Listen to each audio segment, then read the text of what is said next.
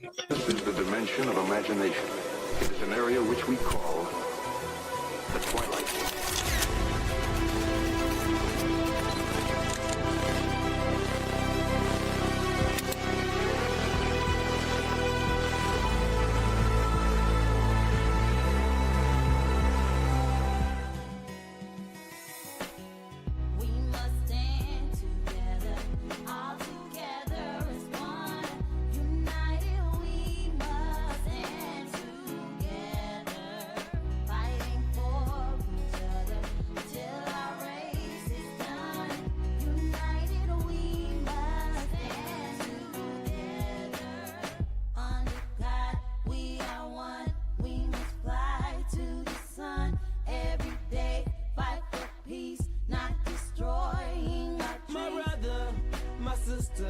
I got love for you, no lie. I give my best, I try. Someday you'll touch the sky. You're an angel, look up, baby. Wipe all your tears away. I know it's been crazy, but keep your head up high. Foot chase through the projects, dodging foreign objects. Street knowledge, I should've went to college. Odds stacked against me, surviving off instinct. 3 blocks from the precinct.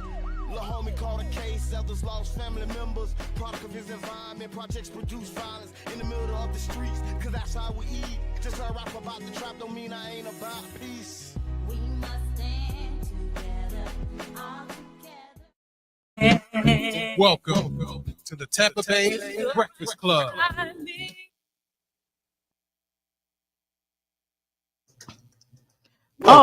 Welcome to the Tampa Bay Breakfast Club. That's Super Dave in the mix. That was your That was my best Super Dave impression. welcome. Welcome to the Tampa Bay Breakfast Club. Yeah. You think you can talk like that? All day long? No. Welcome to the Tampa Bay Breakfast Club. I'm your brother John. And this is Kiana. This program is being brought to you as part of the New Image Project at the Community Development and Training Center, aka CDAT. See that? And we like to thank y'all for tuning in and helping us to redefine what's cool, because Smart is the new gangsta. baby. And if you don't know, now you know. Now you know. Cuz, what's good? I see Damon Brown on here, man, all the way from the ATL. I think he's still up there in Georgia. Oh, What's good with you, man? well, yeah. Hey, Yeah. I think he's still there. I'm trying him to and get his that. wife. Yeah, I think so. Yeah. Come on now. Come on, y'all. Veronica first. Yeah, Veronica Brown. Yeah. They've been at it a minute too. Yeah, I love Black love. Me too. I love it. Yeah, it is. I just love, period. Yeah. Like when you get it right. It feels so good. Yeah. Yeah. Loving somebody and somebody love you back. That's the fact, Jack. Yeah. Are we corny? I Nope. don't even care. Nope, I am not. I am absolutely not. I love and I love what I love. So you say it ain't gonna be corny? I never really understood what that means. I think I'm kind of corny in my own little way. I don't know, like it, you know, you look quirky. Yeah, this a little. Yeah, like I heard people say that. It's like, okay, what does that actually mean? Can you pull up a little bit? What does that mean? That sounds so much better. That sound better when I do yeah. that? Okay, so I'll lean in a little bit. Or pull it out. However, lean with it, rock with it. Lean with it, rock with it. Put it a little closer so we sound better for the people this morning. So, yes. how you feeling? How's your week? Your week off to a good start? It is. You know, we're getting ready for the summer camp. Mm-hmm. And so we hadn't really been promoting it, but now we really need to promote it. Okay. So we have the fitness side. Okay. Right, for your athletes. So if you have any athletes that want to just tone up, get better over the summer, we have the fitness portion for it. We have our kids who want to do entertainment. We're going to give you from the basics all the way up. Nice. A little bit, sprinkle a little everything. And by the end of the summer, you'll have a finished product. Not a project, y'all, but a product. A product. Nice. From marketing, promotions, a song, a beat. Okay. Definitely good morning. And then we got the Ready, Set, Build, which they're going to learn how to build a tiny home from start to finish. Okay. Over the summer. So we have 3 different programs. That was an off-air conversation, but yeah. No. Okay. Yeah. Oh yeah, but no. Yeah. But yeah, so we Yeah. okay. We'll Yeah. But yeah, so we're kind of, we it's a little bit. I'm excited about it. Yeah. Sounds Giving the good. Sounds kids. exciting. It's Yeah. 10 weeks. Okay. So it starts like in 2 weeks, June Okay. 2nd to August 7th. Nice. The ages are ages 14 to 21. Okay. And it's gonna be at Gibbs High School. Oh, I love that. And so we're partnering up with as many people as possible. Okay. If you're looking for a summer job, you can pass a level 2 background check. Please let me know. Okay. Because you're not gonna be here for free working with these kids. Okay. And so yeah, I'm That's excited amazing. about it. That's amazing. And so we're doing Friday Night Done Right. We locked that in last night with the neighborhood association. So we'll be starting June 20th. So we'll be doing 8 weeks, and it'll be every Friday night. Friday Night Done Right, for those who don't know, it actually started in 2017. Young man Trey Larkins was murdered on a Friday night right down the street from the pool. And we were trying to figure out what could we do. How that rapid response. What can we do? How can you make a contribution to trying to stop the violence and keeping kids safe? And so we came up with this idea that we would create a safe space for them on Friday nights. Partner with the Child's Park Pool, Parks and Rec Department, and so we provide. They come in for free on Fridays. We do free meals. We're gonna be doing games. It's gonna be and the idea, like straight up, is to just have a good time.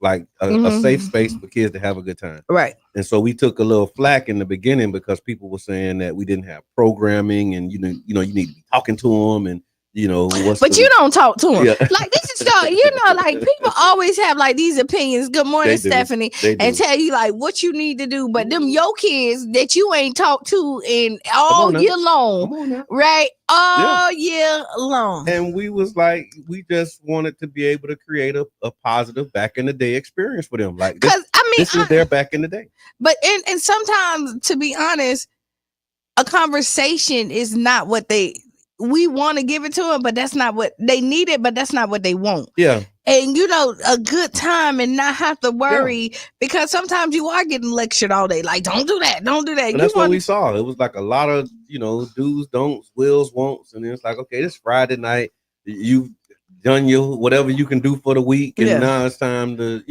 just come out and just don't have no mess. Yeah, and they don't. They always come. They always have a good time. And then the other part of it is you still have the engagement because it's not like they just running around wild. So as we gaming, as we talking to them, you're able to pull them aside, have conversations, but it's a more relaxed, social setting. Yeah. So you can actually create a relationship with them. So that when you need to really like pull them to the side and talk to them, you have that. You're not a stranger. You know what I'm saying? Because that's what happens. Like the strangers come in, and depending on the child, and how they raise, it's gonna be how they receive you too. Because everybody's not raised with respect. That's true. So you might get cussed out. Or the idea of respect is different from what your idea of respect is. So so we're excited about it. Friday Night Done Right. We also want to do a membership drive for the neighborhood association. In July. So lots of good stuff, man. The One Community Grocery Co-op, y'all continue to support that. It's growing, it's thriving. We have probably about 120 plus members now. And so and that's like 40% increase over the last 6 months. And so it's just been phenomenal growth. And we're looking to continue that. So I mean, it's just I feel real good these days. I do too. The summer feel good. There's some other than the heat, but it feel good. Hurricane season. How you feeling about this impending season coming up? It's coming. How you feel about it? That's just how I feel. It's coming. It's coming. I was just no nerves, no. Okay, it is what God it bless is. Because I'm looking at the news. I'm intentionally telling myself, don't be scared. No, I'm not there yet. I'm telling myself, don't be scared, don't panic. Like just prepare. I'm not. That's where I'm at. Like I'm not scared. I'm just like, if we got to evacuate, I'm nervous though. I'm not. Well, I mean, I'm responsible for not just myself, right? Right. So like my household and a whole neighborhood, right? And so it's a little bit more stressful for you. Yeah, because like even if my personal household is good, and that's what we're working on now, and then after you get good. Now I'm making sure that my block is right, my neighbors are good, and that we're able to respond in the event of anything happening. lessons learned, all of that stuff. So yeah, it's got my attention for sure. Okay, now that you say that, I guess maybe now. So when we have our Zoom meeting, you done now you done added extra stuff. So we probably you gotta need talk to about that, man. So I guess we'll probably strategize on how we're gonna move as a family. Please. I mean, we move as a unit regardless. Yeah. So it ain't hard for us to just say But for Power those who- Rangers, like boop, boop, boop, mount boop. up, right? Yeah. But for those who are not thinking about it, like, hurricane season again, June 1st to kick off, and we want to learn the lessons again. I ain't trying to put no scare tactics and none of that. That's again, I was watching the news. Me and my wife, we was checking it out, and I just saw the tone. And I looked over and I said, they're gonna be trying to scare us. Like they really about to be pushing a whole lot of fear, and that, oh my God, you gotta hurry up and run out and do something crazy and stock up. But I'm like, okay, as long as we gradually, prepare ourselves, get what we need to get when we need it to get And I mean, they have the hurricane kit that's coming out this weekend, right? Like you can go the 31st. They're doing the 31st. Oh, it's actually two things. So I Care St. Pete, shout out to Kumali. They're doing it off of 9th Street over there by Badcock. They're doing a hurricane supply drive on the 24th. That's this Saturday. I'm gonna go to that. And then the 31st, there's a big one at Willis Johns Recreation Center that they'll be doing, where they'll do free kits. And I'm gonna go to sandbag demos and the whole nine. Ideally, I want to go to that one for sure. I'm going to the one at Badcock. Yeah, I'm gonna try to make the one on the 31st. Yeah. But yeah, like I mean, be prepared, man. I was just watching somebody that I used to work with on Instagram, and in the Midwest, like in St. Louis, they had a tornado. Yeah, I saw it. I didn't. I'm on the Uhuru mailing list. Yeah. So I got it from Uhuru. They probably got it too and didn't read that, but I was because I'm on their mailing list too. Yeah. But yeah, and shout out to the Black is Back Coalition. And so I was seeing it. Yeah. Crazy. And in the email that what they were talking about was how the lack of a response from the government, and how Black people in, I think it was East St. Louis, wherever they were, had to mount up and like do a lot for themselves because they didn't have a lot of the city and government support. And what I was seeing is that there's where this guy who worked with us, where he lived at right across the street, was the last monument that they had in St. Louis of MLK. Oh, wow. It's set up there. It's gone. Because of the tornado? It fell over. Okay. Now somebody picked it up and went it, and he was like, "We don't know what they did with it." And this is a site where people, he said, he sit out on his porch. Like a destination. Yeah. People come and look and take pictures. Wow. Whole 9 yards. He was like, "Hey, we want to know what you did with it. Where it's at. What's your plans? Like, this is important to us. Right. So in this climate, it could disappear." It has disappeared. Yeah. It sounds like it already. And so they're trying to figure out. And so I was watching and I was like, oh, wow. So I'm kind of out the loop because I have so much other stuff going on. Usually a part of my morning day, I watch the news and I realize I haven't done it. I stopped doing that on purpose. Like I watch a little bit, but I stopped doing news in the morning. In the morning now I'm doing prayer, meditation. I got like a little 5-minute yoga thing that I'm doing, a little stretching. So I'm like, I really reoriented my whole mornings and eliminated news from a part of that. Okay. Because I just like, you don't want to hear it. I don't want to start like that. Because it's just, I want to start like high level, Okay. Into it, like ready to go, centered, grounded. Like I'm really on that right now, right? And I feel so much better. Like I feel better. So I do news probably in the afternoon, and I'm doing it on the internet. Like I get internet news, but not like sitting in front of the TV watching news. I haven't done that like in the way that I used to in a few months now. Okay. Yeah. I'm glad it worked for you. But to your point, you miss a lot of stuff because you don't watch so because I haven't, and I'm all right with it. And then like I kind of catch everything like on clips. Okay. Like I kind of get, and then if I'm interested, then I go in and probably pull the string a little bit. Yeah. So I've been following that. What I have been following a little bit here locally is the Catalyst. Yes. The Catalyst. Yeah. What's happening with the Catalyst? So I guess their license, their overnight, their extended hours, the after hours permit. Yeah. Was suspended. Somebody tag Jeff, JB, and Dan. Yeah. We about to talk about the Catalyst. They suspended their extended hours for a month. Okay. And that's from midnight, from 12:01 to 3 a.m. Now they do have it. But they technically don't utilize it because they close at midnight. Only on Saturdays do they stay open for 1 hour. Okay. To 1 o'clock in the morning on Saturday. I saw Jeff's live and he was talking about how they suspended their permit for like 30 days. Right. And then it's crazy. It's a holiday weekend too. So like I'm like, like this is the busiest time. Because this weekend is a holiday weekend. And do we know what the gripe is or what the beef is? They're saying like noise complaint. Okay. But I'm thinking like there's not a lot of residents in that area. I mean, it is. It is, but I'm just saying like, I'm not like. It's because from what, again, I saw the live that Jeff put up and basically what he was saying was how they're, being targeted. He was talking about how there's unequal treatment of them, versus others. And I shouldn't say versus, but when you compare it to others, when others, particularly downtown businesses, they have, similar volumes, similar levels, but they're not getting treated the same way. And so there's some inequity in the enforcement from the opinion that Jeff was putting out in his live video. Yeah, and so here we go, because I've been watching and reading comments on this. Now I have been kind of going in, and I seen somebody, and I'm with this too. Like I'm with it. I'm with stuff. I'm with all of it. I get, but we're comparing apples and oranges. Not what Jeff said. Okay. But like I seen somebody because I saw a post that was saying like, hey, we all need to go down to City Hall, like, and let's support them. Yeah, and I saw that one. And then somebody shared it and was like, hey, I wish y'all all showed up to the school board like this. And I'm like, I get it, but this is apples. Everybody that hang out ain't parents. Let me say that. Yeah.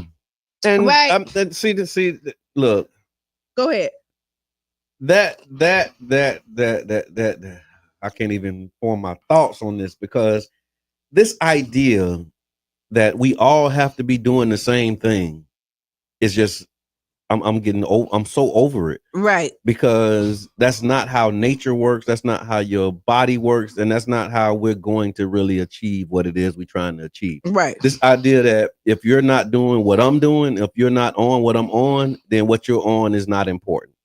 So for example, if I'm talking about business and economic development and you talking about education, you got a problem with me because now you saying, okay, well, see, the real problem is education. We can't do business if we don't have an education. Right. So we need to be pushing education. We'll need to be pushing business. Yeah. And then the business person saying, okay, well, if we need to be pushing business because you can pay for your own education. It's like these debates that we have about the strategies and tactics that we're using. It's apples and it's just pineapples. It's immature at this point, right? And it's not scientific. Like you think about a cell, and even the human body, right? Like you got different members of your body, but they all have one purpose, right? To keep you alive and to help you live a good quality of life.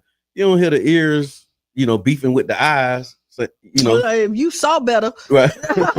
Or if you heard like I hear, then maybe we could, hear more. Yeah, like the lungs ain't tripping on the heart, and they all. And everybody works together. Every unit, every part works together. And what happens is when your eyesight starts to go bad, your ears usually work better. Exactly. Right, and vice versa. It kick in, and now you can, so that you can, But it's all balanced, right? Like, and nobody's tripping like on the pinky toe saying, okay, well, you just a pinky toe and you don't have value. You need to be a big toe like me. Like if you ain't a big toe, you just a pinky toe. And so I'm like, I'm kind of. That's how I'm hearing these conversations in the community when we say, okay, well, we need to go to City Hall and do this. EJ, what's good? So, it's like when we say we need to mobilize and we need to all take off and follow this particular direction. I don't agree with that. I don't either. I saw and there's sometimes when I'm on like we need to be there when we're talking about school stuff, right? Yeah. And we're talking about children activities, but this is a grown up place, right? Yeah. And this is the fact that I don't think any business should be shut down because of some gripe or some reason you have a problem with. Now, I will say one of the biggest problems is that we have is that there's not enough places. There you go. For our people to go. So there you have it again. So that's the point that I was making earlier, right? Because there's not enough places to go, so everybody's concentrated in that one place. And then but you if get you upset. have multiple places, then that crowd at that particular place won't be so large. Right. You need more outlets. You know, and you got to stop putting the red tape in for our businesses to be able to thrive. Like if you don't, because they was like thugs, pocket pistol wearing people. I didn't read the letter because Dan actually posted the letter. I read the letter. I read the letter. Is that what it was saying in the letter? Somewhere around there. Yeah. Okay. Car thieves, That's what they're attracting. Yeah, and all this other stuff. And I mean, boy, why aren't they arrested if they're known car thieves? Like, why they like if you as a police officer can stand and look and point to somebody and say that they're a car thief, why that car thief ain't in jail? Because you can't point to him and say he a car thief. Oh, thank you very much. So, but I mean, we got to do better. Now I don't know like how this, like if the Catalyst could go around and get a petition from all their neighbors and to say, hey, like we're good. And I mean, honestly, just think for a business to be able to employ 42 people. Come on, man. 42 people in the South St. Pete CRA. 42 people. Yeah. That's a lot. That's a nice grip. Yeah. No, that's economic infusion. Because those people, when they get their paychecks, they spend their money in this city. Right. You know what I'm saying? And so that money is circulating in the city, the dollars that are coming into the community for this business, like all the things, it checks all the boxes. And so it's hard to understand why the city wouldn't be supportive of something like that. So it's 8:00. We got to take a break. We do have, I won't even call him a guest. Our brother's in the building. We're going to have a nice conversation. He's going to co-host, talk about all things, all the things, right? I also have a Would You Rather. We got some headline news. And so Ask Kiana is in the queue. With actually the Ask Kiana is a response to the one that we had on Monday. Oh, no, don't be coming back at it now. I'm just joking. So the wife wrote us in. So y'all make sure that y'all come back because you're going to hear the other side of this story from the Ask Kiana. And we'll be back at about 6-7 minutes after the hour. All right. Stay tuned. Tag a friend, tell a friend. Right on. Right on.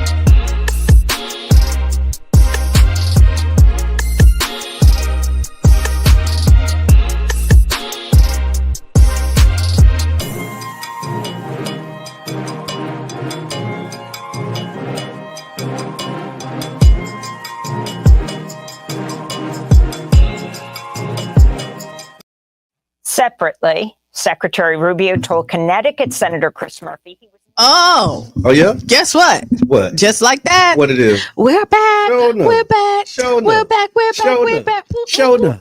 Show enough. Hey, hey. Hey. Welcome back. It's What's on Your Mind Wednesday. Welcome back to the Tampa Bay Breakfast Club. I'm your brother John. And this is Kiana. And this program is being brought to you as part of the New Image Project of the Community Development and Training Center, aka CDAT. See that? And we like to thank y'all for tuning in, helping us to redefine what's cool. Because smart is the new gangster. Baby. And if you didn't know, Now you know. No. boom, boom, boom, boom, boom, boom, boom, boom. Yeah, I feel so good. I do. It's Wednesday. It's hump day. It's hump day. It's What's on Your Mind Wednesday. And we have my brother in the building, Mr. Eric Jackson. What's good? We do. What's good? Welcome to the ride. Welcome to the ride. Now man. listen, before we get started, because we're gonna hop in because we're gonna definitely dive in all things Eric Jackson. Just a little bit, so that because the camera right there. There we go. There it is. That's a little better angle for you. There you go. So if you're listening, right, we have a promo code for you. Okay. Right. We just saw we had the flyer. I'm gonna put it back. Go ahead. All right. Southern Soul, Boots on the Ground. Mm-hmm. Thursday, June 5th. It's going down. Pinellas County Urban League. Yes. At the Florida Social. Yeah. Mm-hmm. And it's a promo code, Breakfast Club. Yes, it is. And you get $10 off. Okay. $10 off your ticket. Now, this is valid until Friday. Okay. That's the day after tomorrow. Yeah, after tomorrow. And then on Friday, I think we're gonna be giving away tickets. Okay. We got to figure out what we want to do. The how-to. The how-to. What the rules is and all of that stuff. Yeah, but if you're looking to go out, okay, to this event, the Breakfast Club. Yeah. Our peeps get $10 off. You get $10 off, and we got tickets that we'll have for you on Friday. So y'all make sure that y'all tap in, tune in, and support the Urban League. Shout out to Nikki too, man. She's doing some amazing work. I've done a lot of great things with Nikki, man. Like just in previous roles, prior roles, like she always showed up and supported me in a way that I can't really be mad at.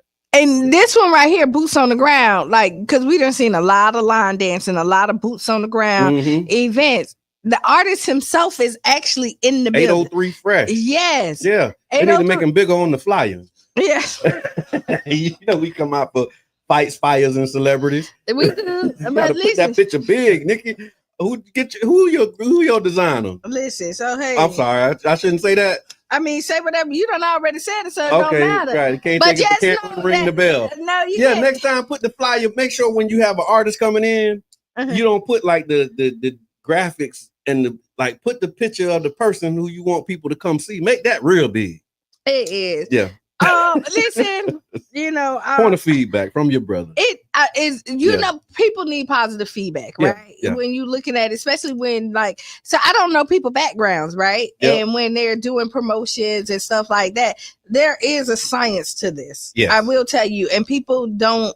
But listen, Jeff say I already told him. Look, that's so funny. But it's still a nice flight. It is a really nice flight. So I will tell you.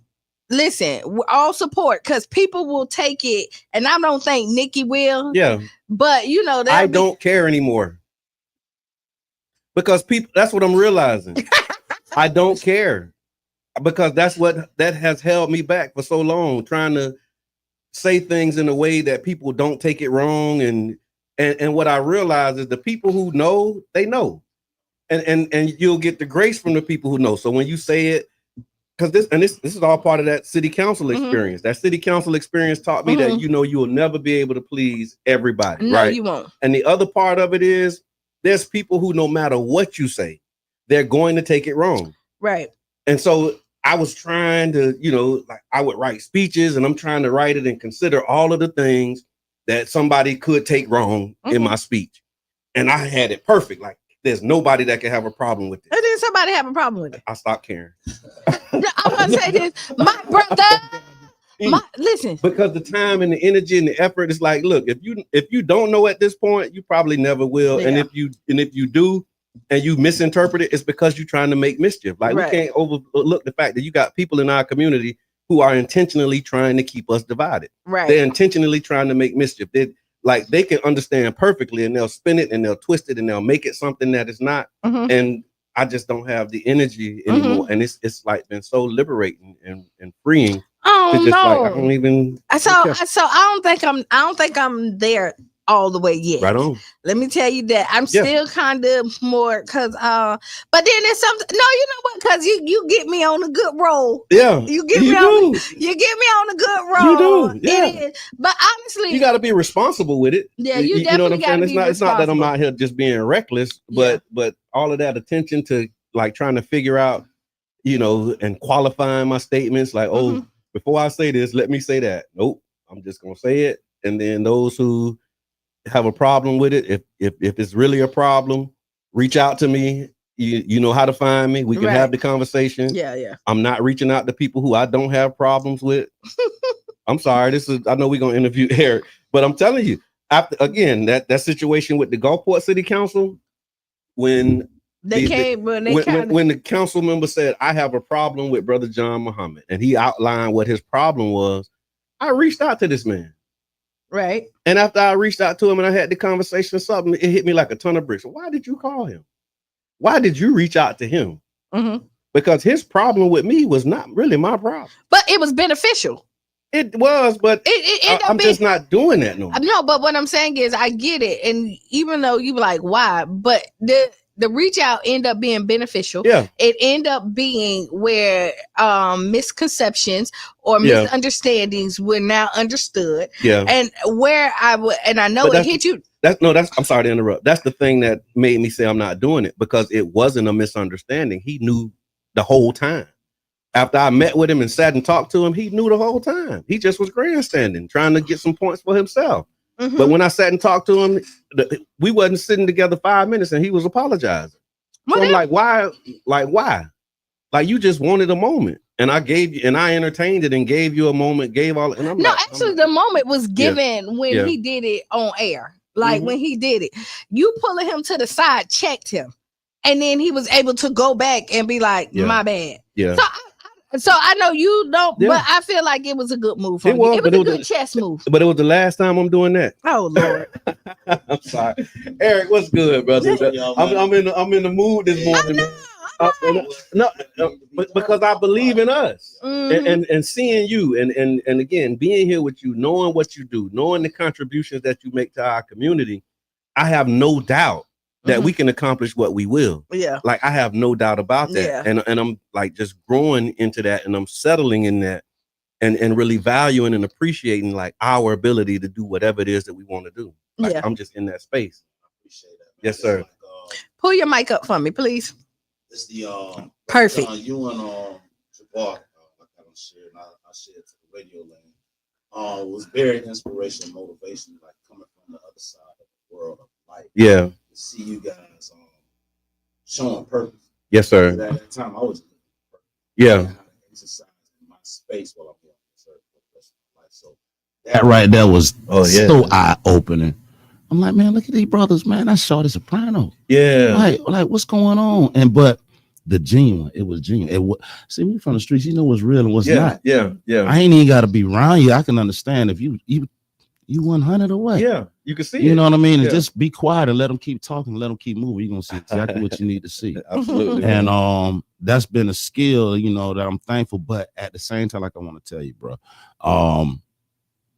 very motivational to see how you operate in that space. And I respect your words. Thank you. But I'm a battery that feed off of other batteries. That's right. You know what I mean? Yeah. I don't have to have you in my docking station. Yeah. But to know that you are a battery that I can connect with means a lot. You know what I mean? Oh yeah. And going forward. And I'm always here, man. I'm always here. I love again that the action. Mm-hmm. Because it's easy to have the idea and to come up with the plan. Mm-hmm. We're not suffering for lack of planning, lack of ideas. Like, it's a lot of great ideas. But we have a whole bunch of meetings. Oh my God. If we meet, right? And even those are necessary. Meetings are necessary. Mm-hmm. That's where you exchange ideas, you have conversation, and you work through it. But what I love about what I see you do is after the meeting, you working. Yeah. And even the hashtag, say less, do more. I unite with that, Steve Money. because it's it's so easy to get into these loops of feedback and conversation, but if you're not out there on the field, like in the mosque, we talk about it like this way. We say practice refines the theory. So you have this idea, this theory, but you don't know if it works until you start practicing it. Pull up your mic a little bit. He leaned good. What's up? Yeah. Because we looking at each other, so let's put it right here. All right. We good? Hey, y'all ain't, I ain't no TV, man. No, that's all good, that's man. okay. I'm just listening to the audience, and No, it sounds good, man. All right. And so just really want to talk about your journey, man, because it's people, I know they see you at Story 727, see you doing all of the things, but for people who don't know, who is Eric Jackson? We had to ask that question. Who is Eric Jackson? Man, I appreciate that's what I'm here for. Eric Jackson is me right now. Yeah. 1973, I was born here in St. Petersburg under Eric Edwards. Okay. So I have a big family that's not even Jacksons. Okay. So the Edwards, the Hendersons, the Blunts. Okay. Yeah. My ancestors. Yeah. Geraldine Mays, educator here in St. Petersburg, Florida for 25 years, also insurance. Very prominent people I'm very proud of. And today and going through these past 4 years, it's time for me to make my ancestors known. Yeah. Because they are the one who developed and put what I have today. It's their words from yesterdays that I didn't listen to. That's what I'm listening to today. Yes, sir.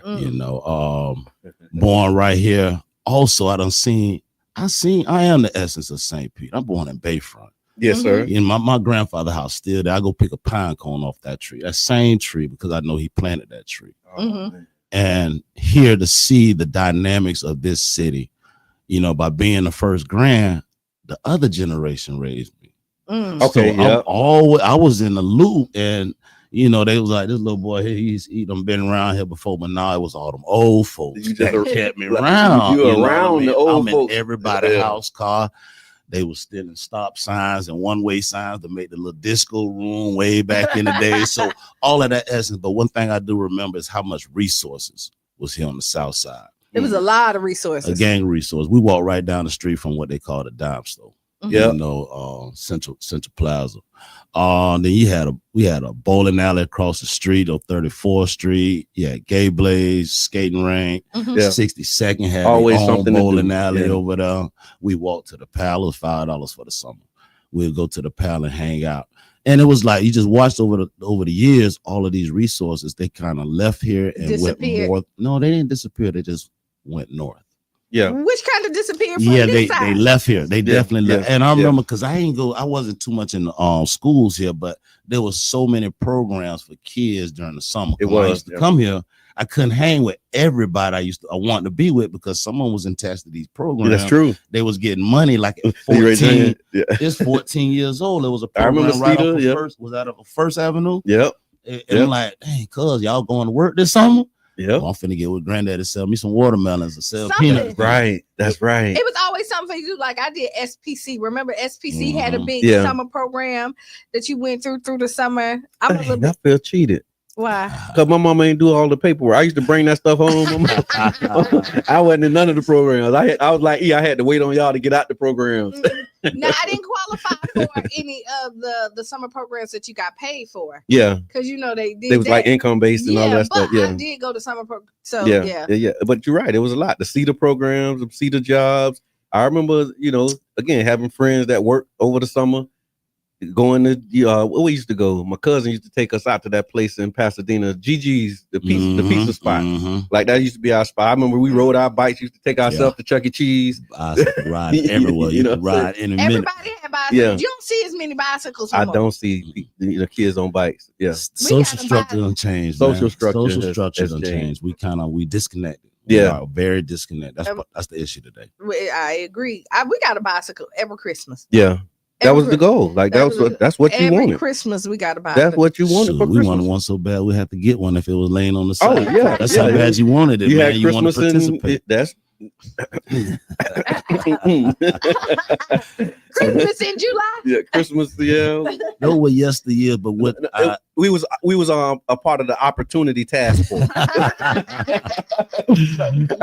you know, man. That's why we had to get Christmas. Oh well, every it was. year. I mean, it was opportunities that present themselves, and you know who wouldn't. That's why we needed today, man. Yeah, we see it. Yeah, we did it. That's right. That's why we so needed today, man. And so many people that wasn't here. Like yesterday wasn't always a beautiful, you know, glorious childhood either. I went through some of the dynamics and challenges that a lot of children went through. Also, you know, then I look at myself as like, well, maybe some didn't ever go through some of this stuff either. Let me ask you this, because this is a question that come up too, and it really a part of the conversation. And so like knowing, like we all took our turns and we went different directions. So like I had both of my parents in the household, right? You know, I remember being one of the only children, raising my hand. I didn't think about it at the time. They're like, how many of y'all got both parents in the household? Number one. Why is that a question, Miss Ashworth? But yeah, I'm one. But I look around, it was me, Denebra McClendon, that's Brother Donnie's sister, and maybe like 3 other people. Yeah. And the rest of the class didn't. Right. And so I started to feel special because I had both my parents in the household, but I didn't realize what the impact of that was. Right. And even then, I still ended up, you know, making decisions that wouldn't have made my parents proud. So when they talk about it's the parents' fault, like it's the absent fathers and like all of that stuff, I can't say that was my situation. I made my own choices, made my own decisions, and they didn't approve of what I was doing. And so when you think about your journey and like the decisions that you made and, you know, the turns you took, what would you say to those who like put all of the blame and responsibility on parents? And not that it's one sided or the other, but just what come up for you just hearing that right now? I was that child at one time, had that that mind state of if it was different, if I had this particular father. I had 2 dads, matter of fact. Okay. I had one that left me when I was at 3, then I had one that was kind of mentally abusing, but I had to learn earlier.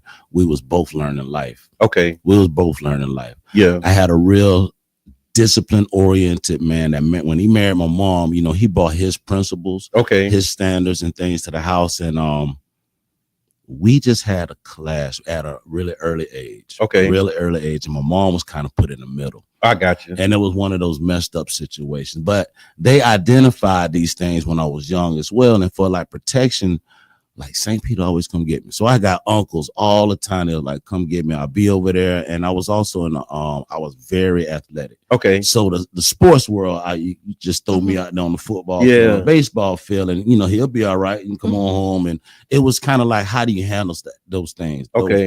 Those rules back in the day would go in the house, stay in the house. There ain't nobody else's business. That's so right.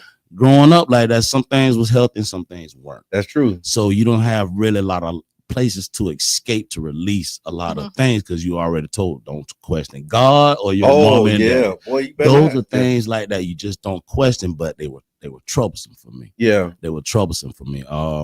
My high school is when it really took that major turn. It was my senior year. Things was not, like I said, it was very, very unstable in the household. To the point my senior year, I was kicked out of the house. I don't blame that on nobody, in a sense, because the way the things was leading up, I was ready to go. I was ready to go. I was given a choice. If you're gonna be here, you got to do this, or you can leave. I heard, or you can leave. Oh, I got an option. I got an option. Yeah. And you took the other. I took it. I took it. Yeah. And because the abuse was real. Yeah. It was real. And but I had walked so far in life and did so many different things. I had overcome major injuries because at this particular time I couldn't play any more sports. I had I got pins in my hips to this day from injuries in football. So that was another dynamic for a young man to go through, because you was an athlete all the time. Because your future plans and ideas are associated with this gift and this talent. Yeah. And now that's taken from you. So now you have to replace that with some other idea. And it's hard for a lot of us to do that. Bro, when I tell you, that's when I met the wrong crew. Yeah. Because they got ideas. You need, it ain't the jocks and the athletes no more. Yeah. The difference is that the household is stopped like that interceding where you could probably got that extra growth and that conversation that's needed. Like, you know what I mean? So I learned it the hard way. I had to figure it out. But thank God I had a brain, I had a head on my shoulder. Yes, sir. You know what I mean? Yes, sir. And to go to your question, even though I know it was him, and like you said, you had two parents in the household and you still made bad decisions, right? But what happens is you hear your parents in the back of your head, which then get you back on the right track. Okay. So like when you say, so like you can't exclude like a healthy dynamic. Like we're all human. We all entitled to kind of move and make bad choices because we do, because we touch, we you know, we push the envelope. You so right. We push the envelope, but when you have people that pour into you, when you start to make these bad decisions, you then hear them, and then you think of like what's gonna happen if you disappoint them. So that's why when you look at it, you need this healthy, you need these people to pour into you to stop you, because when you start going down the wrong road, this can then deter you to get back on the right. And look at where you at now. No, absolutely, you're right. Absolutely. I unite with that, and I appreciate you saying that, because it's absolutely the truth. Because I knew that when I was out there, I knew I wasn't supposed to be. Right. Like I never bought in to the whole identity. I never identified as a thug. It was just like, I'm out here, I'm around a bunch of thugs and knuckleheads.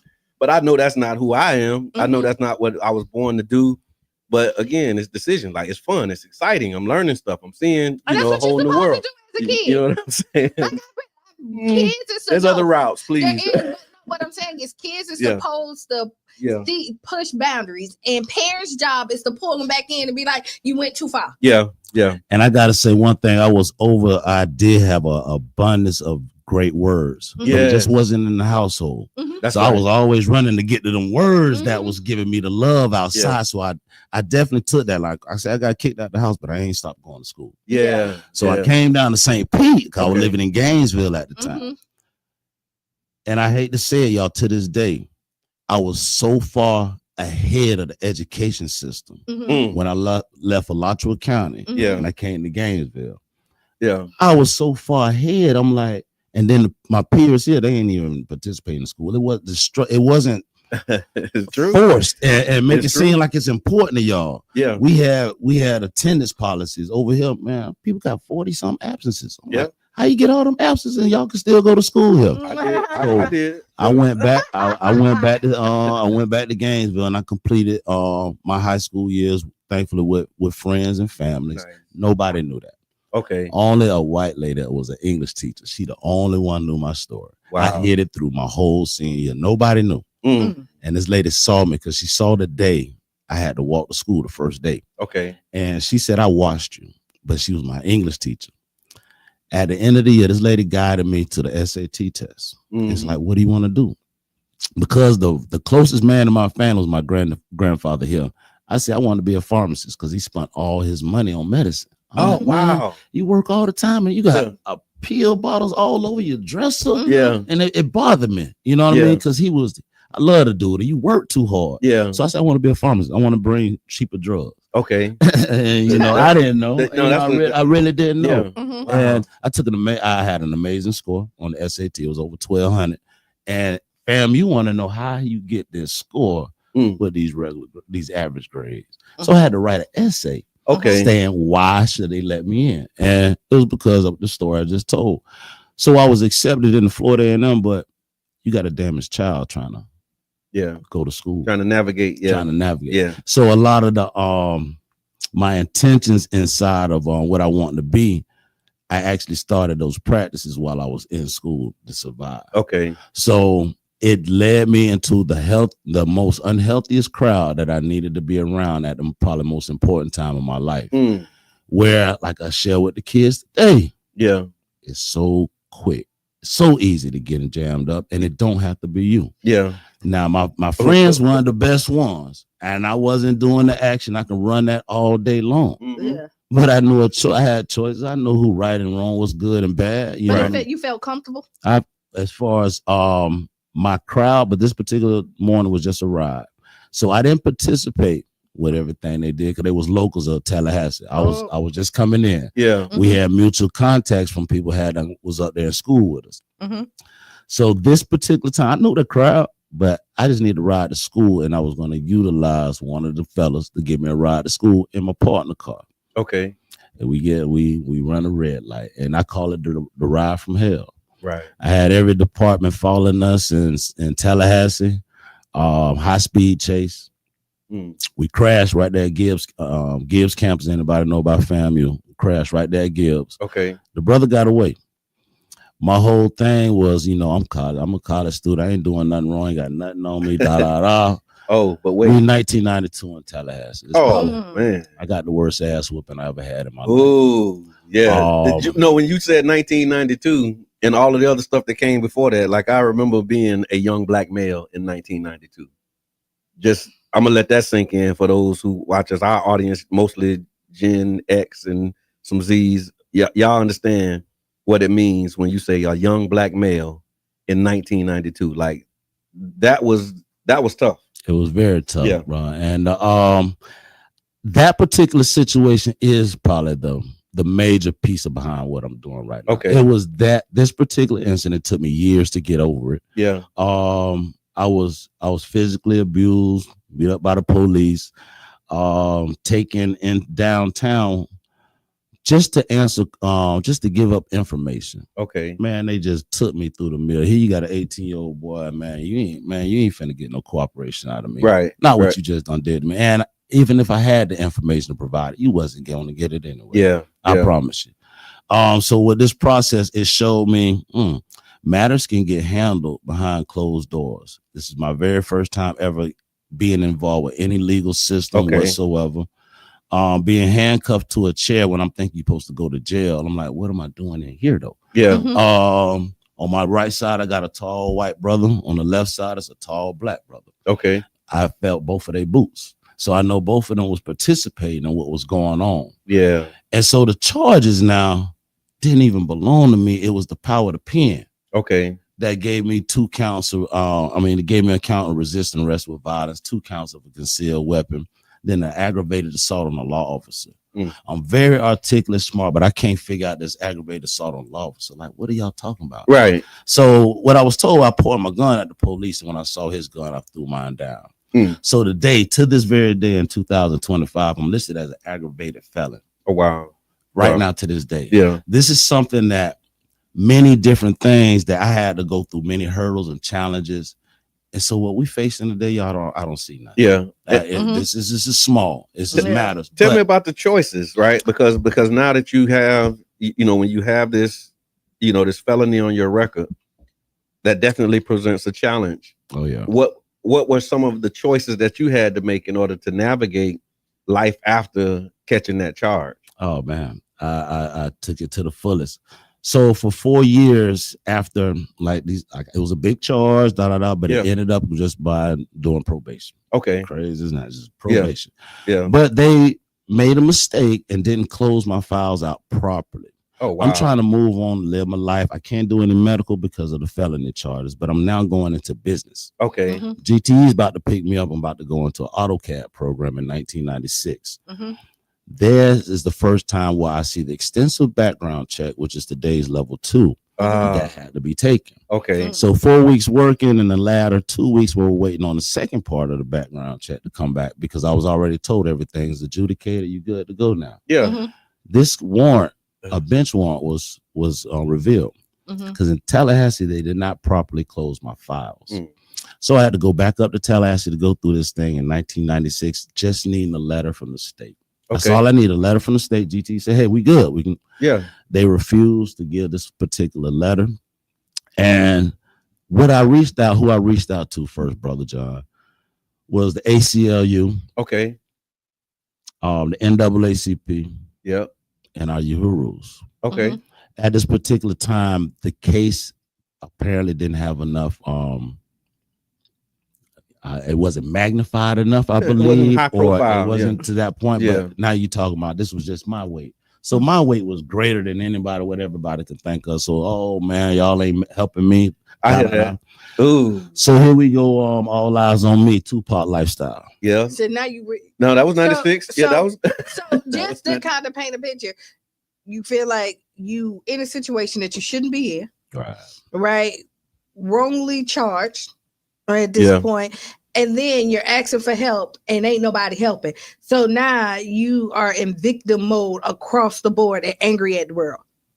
Am I right? You absolutely right. Okay. And I got my own family at this time too. They believe in the system. Okay. I got family down here. Crime like, all the time. Well, what is you doing up there? We ain't raised you like, man, Yeah. ain't nobody point no gun at troll. Yeah. So it's like all of y'all, Yeah. you know, I hear that. all of y'all, every last one of y'all. Yeah. But right now I'm married Me against and the world. we raising kids. Okay. So I'm finna prove to my wife and my kids I am valuable. So that's all I stuck with. Yeah. Because they didn't ask for none of this, and it was pressure. Yeah. Like, hey, shout out to Maria Jackson, man. I Right gotta on, get right to on. it. Tell me Boy, about that. That was pressure I on mean, look, if y'all know my story, like that was a good woman and a summer job. But that was it, and she made me go to the job. And if I wouldn't have went, my life wouldn't be the same right now. Man. Yeah. During that incident, she reached out to my mom. I was in, like I said, I was in Tallahassee, but they aired me.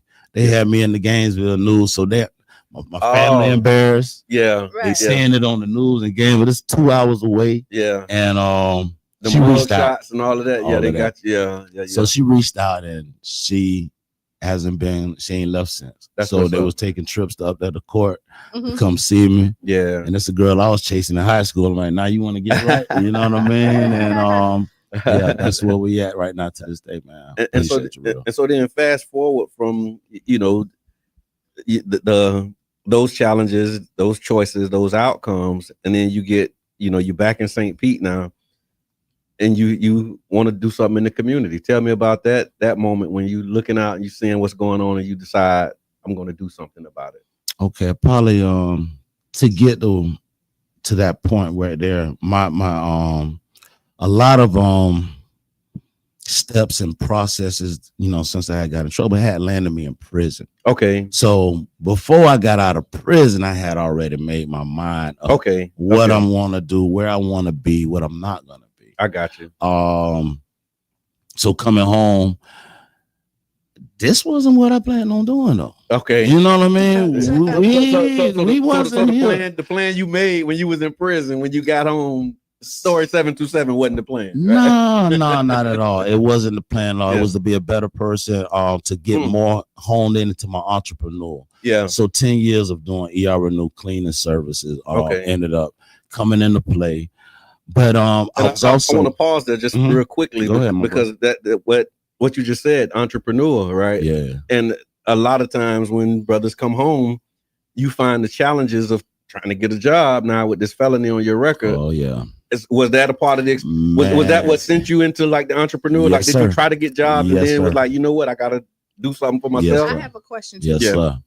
So when I was saying like giving you, because at this point you angry, you frustrated, you trying to navigate, when do you let that piece go, the anger, the frustration, and then start to take control of your life and stop pointing fingers at everybody?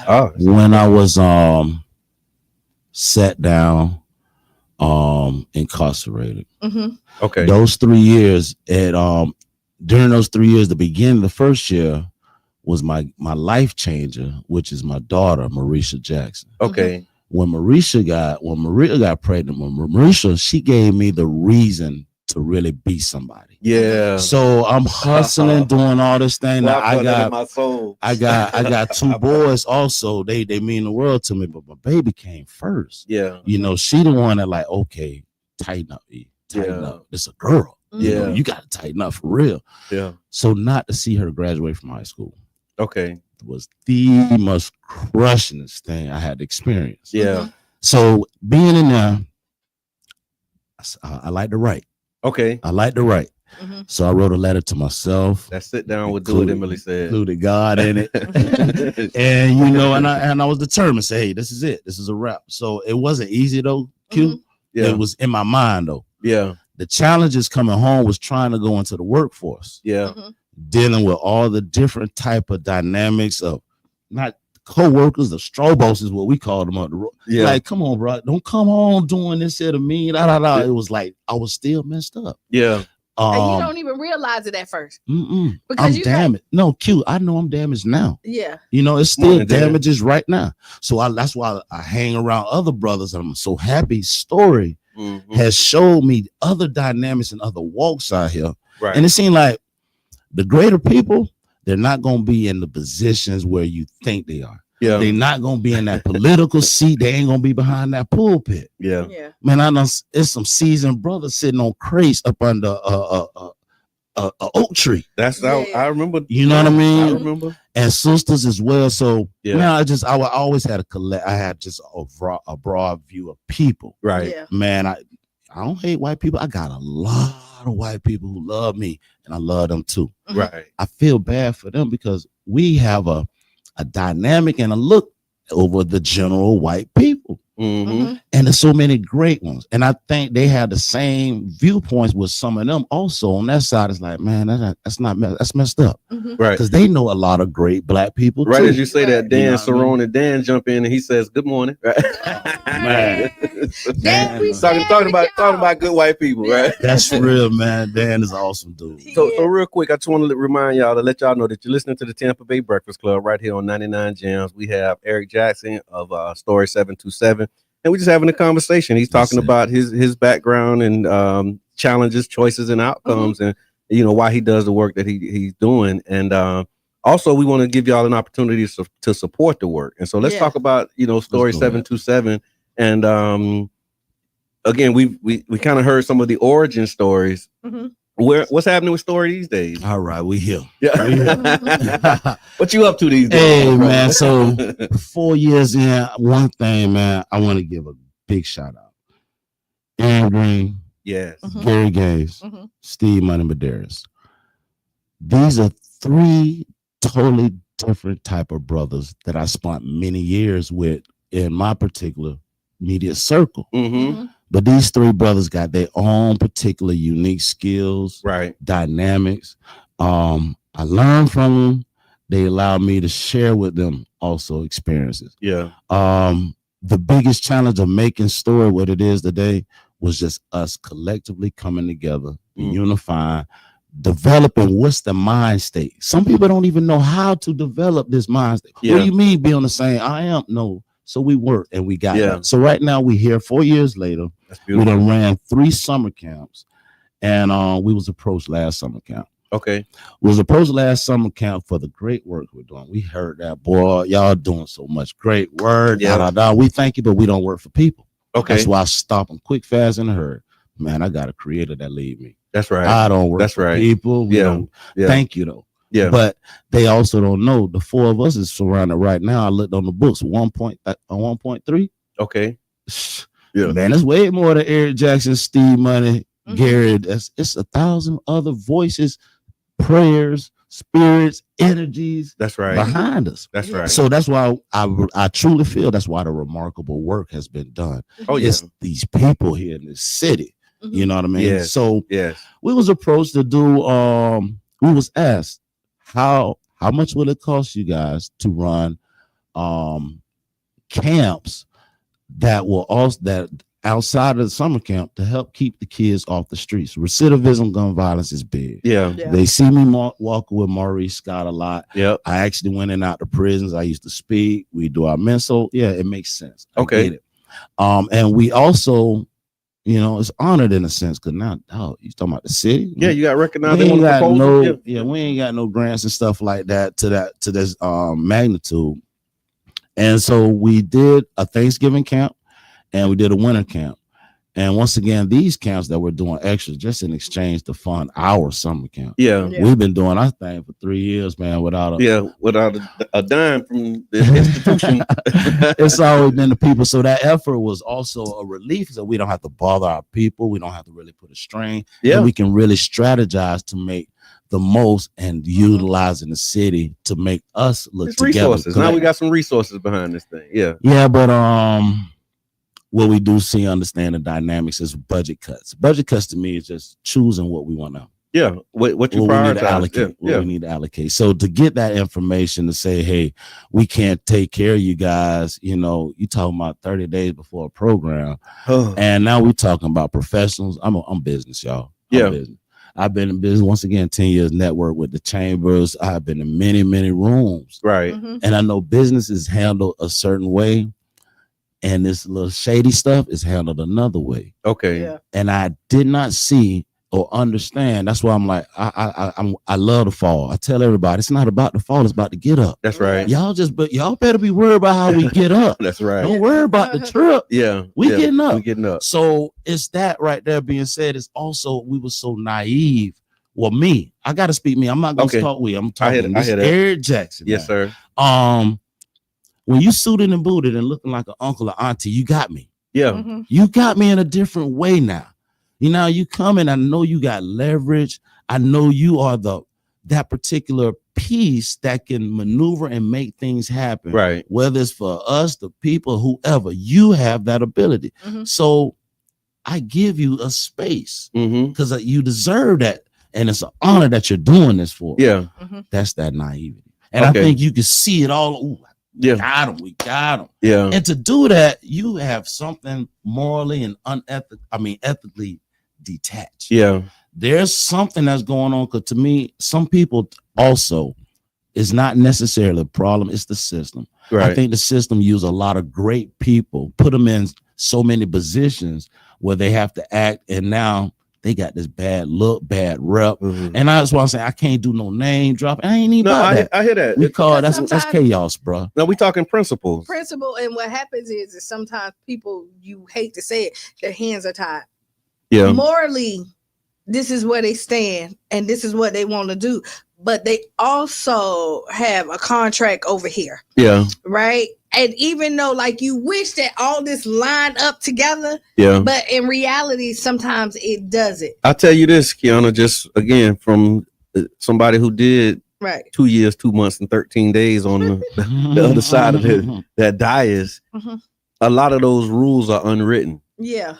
And that's the other part of it, that when you talk about the naivete and coming from where we come from, you know, really, you know, the Scarface, all you got is your word. That's it, man. And so when you give me your word on something, I'm counting you for that, right? And then the person, to your point about their hands being tied, is tied with like a little thin string. Yeah. So your hands are together, but you could pop the string, but because of the perception of this little thin string, ain't no damn hand tie. Thank you. He just got to the point. It's not handcuffed. It's a little thread around your hands, and when you look at it, you say, "Oh, my hands are tied." All you got to do is open your hand. Right. But it takes a certain mindset, right, to be like, I'm just finna buck. I ain't doing that. I'm not gonna do that. Like my principles, my values won't allow me to do that, because once you do that, there's consequences that come with that, and you have to be ready for those consequences. So I'm on the ain't no hand ties, like, you know, because we kind of buck over here, right? Yeah. We do. Yeah. But there's some people who, unfortunately, sometimes good people make bad decisions. Yeah. Right. And then what happened is, and I ain't making no excuses, I'm just is that like it's self-preservation. Wow. That kicks in when you're thinking about your household and what you have. And like, I bucked the system. Now what is my next step? Because I can't, this is my path that I was taking, and I didn't anticipate all the BS that came with it. But if I buck the system, where do I go? Yeah. And so, and I still got these bills. I still have this other stuff, and dang, I feel bad. And you know, I might can't sleep at night, but I still got to pay my bills. I'm just putting in another, like, dang. That's you absolutely that's a perspective. That's absolutely a reality for a lot of people. And I'm not saying it's right or wrong, but this is reality. Yeah. Right. Yeah. And some people like, hey, because some people have a team player be like, yo. Yeah, I got you. But Chris, then they run. What was it? What's her name? Wife on Chris Rock show or whatever. Everybody hates Chris. I remember the show, but I didn't. And then watch. she was like, I don't need to work. My husband got 3 jobs. She could quit anytime because she had somebody that had her back. Yeah. Everybody don't have that supportive system to let you make those decisions and cover you throughout, because you are the coverage for the system. Yeah. See, you really shared a lot. That's our problem, man. I hate it though, Q. You're absolutely right. It's people versus pockets. Yeah. And so we get to a point where like we have to challenge our own morals and ethics. Yeah. Maybe because of a prior decision, or maybe it's because something that's coming up. Right. There's a lot of status and imagery that really has us bound as well. Yeah. Will this status or will this image be damaged as well going forward? That's true. That's why I'm like, you have to identify, like, look, that playground, I done been in plenty of playgrounds where, like, we ain't gonna ball over there. Right. We need to go find us another playground. You know what I mean? That's right. And some of these people ain't good people. I ain't saying that. Like, I'm not giving everybody passes. Yeah. I'm just No, so what I can layers. What I can definitely do, layers. I can't talk about a teacher, but I can talk about the school. And right now, Okay. the president of the school is Mayor Welch. Yeah. So all of these people, they come to me, they always scream, "That's the boss, boss, boss, boss." Yeah. Listen, man, y'all gotta miss me with all of that. Yeah. Because you're painting pictures like something can happen. Right. Then y'all quit the dumping on Welch. Now, is Welch the one who's not acting? Welch is the one who's being used. Yeah, And is he the scapegoat? That ain't my problem. Listen, we got kids and we got family. But you know what? It's easy to attach him because he's the one that's untouchable. If that makes sense. Well, here's what I say. I want to just like focus this in because we got 6 minutes. Oh, and I want to it really does. And I like the analogy when we talk about systems and the real systems change that has to happen. But what I'm experiencing, in addition to what I'm seeing right now, just what's going on in the country, it's being clear to me that the only way through this for us is doing it for ourselves. Like, we have to really understand that any support that we get from outside of our community is gravy.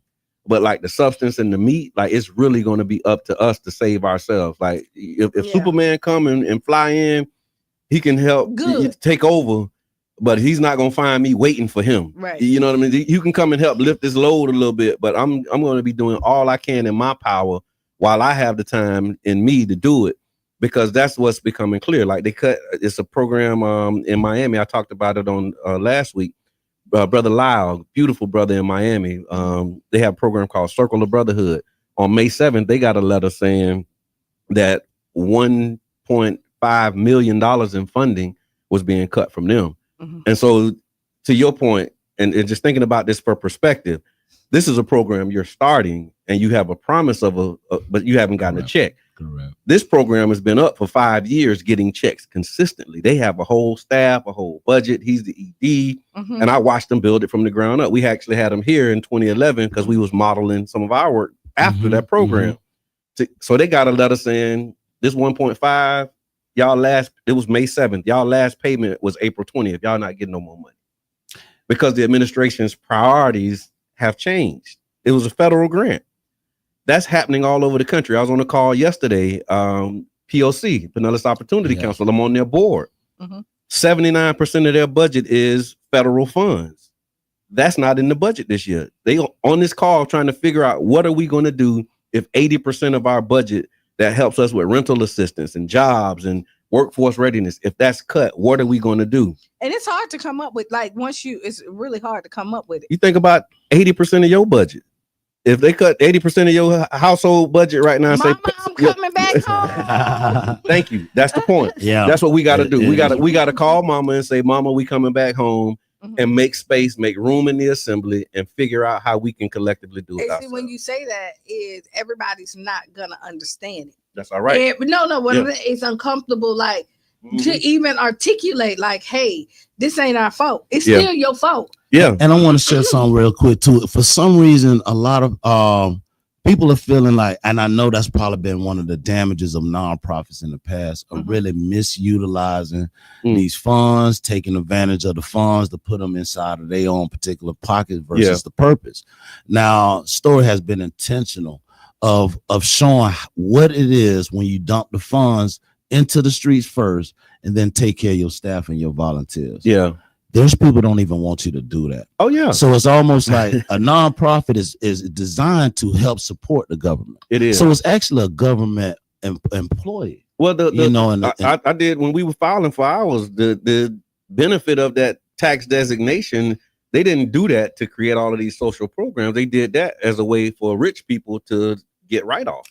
It was like, how can we not have to pay so much taxes? Okay, well, we'll create these entities that we can donate and contribute to, and they're exempt from taxes. So it's like a mutually beneficial situation, but it wasn't designed with the mindset of like, oh, we have these great entities that's doing good work, we shouldn't tax them. Right. That's not the motivation. The motivation is, where can I put this money and not have to pay taxes? Oh, I'll give it to you because you're doing good work. It wasn't the other way around. And so we're seeing that play out. Like you seeing them saying, okay, we're not giving to that. We're not contributing. And it's crazy for them, for people to think that's like, where funds are going, where they're allocated. But at the same time, you cannot have healthy volunteers, anybody doing service for you, if you can't compensate. Yeah. It's ridiculous. It's totally ridiculous and whatsoever. But especially when you're talking about doing it at the level at which you're doing it. When you got an all-day camp, you can't expect somebody to come in and volunteer all day to do these things. So I'm calling out businesses, man. When eggs are $10. You got to tell me about this before we go. Okay, yeah, big blow, man. I was in the store. I'm really old school, and like I say, this is one of our hustles, going to school. Yeah, because I started out collecting bottles. I was a bottle collector. Right. But it was the big blows and the annihilators when we was able to grab those. And I had a buddy, they used to know how to make the cinnamon toothpicks. Okay. So those were my little hustles. And when I was little. He came in bringing gifts. And so the gift as well. So how can people support? I know you said you're calling out the businesses. Where can people go? How can people donate? How can they contribute to this effort? Because it's clear now that we have to fund it, like community I'm talking about. It's up to us to really do the thing that needs to be done. Correct. How can we support? You go directly to story727.org. Everything will be there. We have Cash App for those who just want to do Cash App. Yeah. $story727. Venmo and PayPal is at story727. Okay. But go to story727.org. You'll be able to support us any kind of way you want to, whatever kind of card or donation. So give us a call. Our number also is 727-382-4488. Yeah. We can be reached by email. Use story727@gmail. And I would encourage you to get on like a payment plan. Maybe make it recurring, do something monthly, because like we got all kind of monthly. You got $9.95 for Apple Pay. You got, $12 for Prime. You got $20-something for Netflix. Go ahead and add a subscription to this youth program and supporting Story 727, man. Put, something that you can do. And then we got the gala coming. Yeah, we got a gala coming September 13th. With speaking with the committee, this brings it even more importance. Yeah, this really brings it more importance. So, like I said, when I was calling out the businesses, I'm an entrepreneur. Yes, and I know if these nonprofits really thrive off of other sponsors, other businesses, we create and we become our business. Yeah. We need each other. We talk about how do you do this? Hey, y'all, we need to network properly, effectively with intentions. Yeah. Right on. And you do that with functional businesses, those who meet their customer service needs, because you can't get nobody on your team who not represent properly. Right. You know what I mean? And so when we was in these networking groups, Renew, I boomed off of networking. Yeah. So my networking team, they were my sales teams, and I was one of their sales team members. And that's what you do. And we just don't like to see each other grow. Oh, it's 9:00. Oh, let's ride. It really is. Oh, shit. All right. Hey, man. We ask for some grace. We just got to bring you back. That's all. Come on back. I got a lot. I thank y'all, man. I need to talk. I'm a real introvert, but I'm ready to talk now. I promise you, man. I love it. And we're going to raise this money, man. Like, we're going to make this stuff happen because it's on us. And I really believe in the power of us. That'll be my final thought for today. Be the change you want to be. Support something in this community. If you want to go hang out on June 5th. Yes. Tampa Bay Breakfast Club code. Yep. It'll save you $10. Right on. Right. We'll post it on the page and have the flyer out there. You'll be able to see that. Yeah, stay tuned for Sister Hughes. Up next, make you lose your shoes and shout all around the house. This has been the Tampa Bay Breakfast Club. I'm your brother John. And this is Kiana.